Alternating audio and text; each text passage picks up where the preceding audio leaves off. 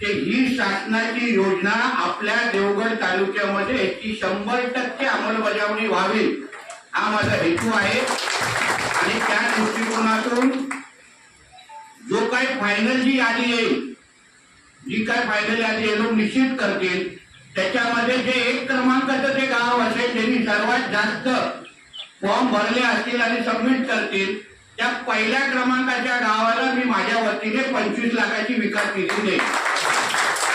त्याचबरोबर दुसऱ्या क्रमांकाचं जे गाव असेल त्याला मी 15 लाखाची विकास निधी देईन आणि तिसऱ्या क्रमांकाचं गाव असेल त्याला माझ्या वतीने 10 लाखाची विकास निधी देईन। आता आपण सगळ्या जण हे मी का करतोय, कारण का आपल्याला आपल्या आपल्या गावातल्या ज्या भगिनी आहेत त्यांच्यापर्यंत ही योजना व्यवस्थित पद्धतीने पोहोचवायची आहे आणि त्याबरोबर गावाचाही विकास करायचा आहे। म्हणून त्या दृष्टिकोनातून अशा आपल्याला प्रोत्साहन देण्यासाठी, आपल्याला अजून मदत करण्यासाठी मी अशा पद्धतीचे म्हणजे घोषणा केलेली आहे। माझी अपेक्षा आहे आपण जास्तीत जास्त ही लाडकी योजना, लाडकी बहीण योजना ही राज्य सरकारची आहे, ती लोकांपर्यंत भगिनींपर्यंत पोहोचवावं। माझ्या बरोबर बसलेले जे अधिकारी आहेत ते आपल्या संपर्कात असतील। मीही अजून 15 दिवसानंतर परतही अशी बैठक घेणार आहे जेणेकरून आता घेतलेले निर्णय, आता आपण दिलेली माहिती, उदाहरण इथे ई सेवा केंद्र नाही आहे त्याच्याबद्दल मला कारवाई करायची आहे। अन्य गोष्टीचा जो बदल आपण मागितलेला आहे कदाचित तोपर्यंत एडिट बटन चालू होईल, आपल्या वेबसाईटवर अजून काय त्याच्यामध्ये बदल होतील, अपडेट होईल, सगळ्या गोष्टी होतील। म्हणून आपण फार बारकाईने, माझी अपेक्षा आहे राज्य सरकार किंवा मुख्यमंत्री आणि यांनी जेव्हा राज्याचा आढावा घेतील आणि ही योजना कुठल्या मतदारसंघामध्ये, कुठल्या तालुक्यामध्ये अतिशय 100% अंमलबजावणी झालेली आहे, व्यवस्थित जिथे अंमलबजावणी झाली आहे ती जी नावं घेतील त्याच्यामध्ये मला माझा देवगड तालुका हवा आहे। म्हणून माझा हा सगळ्यांचा प्रयत्न आहे।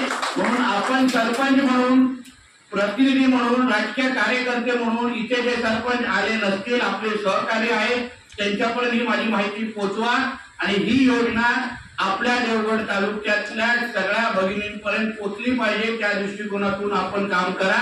आपण जे काही थोडं मागण्या केलेल्या आहेत, उदाहरण इंटरनेटची सेवा नसल्यामुळे आपण व्हिडिओ मॅडमकडे तक्रार केलेली आहे, त्या संबंधित ग्रामसेवकांकडून 2 गावाची मला वाटतं मागणी आली आहे, त्यानुसार इंटरनेटची सेवा तिथे सुरू होईल। जर संपर्क बद्दल व्हिडिओ मॅडम पण त्याच्यामध्ये बदल करतील जेणेकरून जास्तीत जास्त लोकांना दाखले कसे भेटतील त्याही बघू। त्याचबरोबर मी त्यांच्याशी चर्चा करेन की देवगड तालुक्यासाठी दाखला देण्यासाठी आपण इथे कॅम्प घेऊ शकतो का, ते येणाऱ्या दिवसामध्ये आपण आपल्या माध्यमातून राबवू जेणेकरून तुम्हाला अजून मदत होईल आणि त्या दृष्टिकोनातून ही योजना पण व्यवस्थित पद्धतीने राबवली जाईल। म्हणून हा आमच्या सगळ्यांचा एक छोटासा प्रयत्न आहे।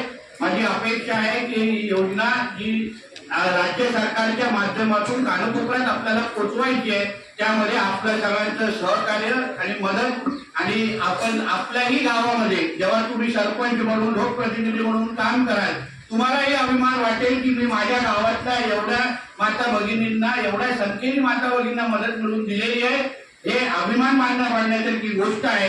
म्हणून ह्या गोष्टी, या सगळ्या बाबतीमध्ये अजून 15 दिवसानंतर आपण परत एकदा भेटू। परत एकदा संबंधित अधिकाऱ्यांनी माझ्या सूचनेनुसार आमचे प्रांत कंट्रोलीतून आलेले आहेत आणि अन्य संबंधित अधिकाऱ्यांनी जे आम्हाला सहकार्य केलं, माहिती दिली, प्रश्नांची उत्तरं दिली, त्याचबरोबर आपण सगळेजण जे देवगडच्या कानाकोपऱ्यातून जे आलेला आहात, आमचे पत्रकार मित्र जे इथे घडलेली घटना प्रत्येक गोष्टी जे जनतेपर्यंत पोहोचवतील, ही योजना अजून प्रभावी अंमलबजावणी करण्यामध्ये त्यांचाही मोठा हातभार लागेल याचा माझा विश्वास आहे। म्हणून आपल्या सगळ्यांचे मनापासून मी आभार मानतो। इथेच थांबतो। जय हिंद, जय महाराष्ट्र।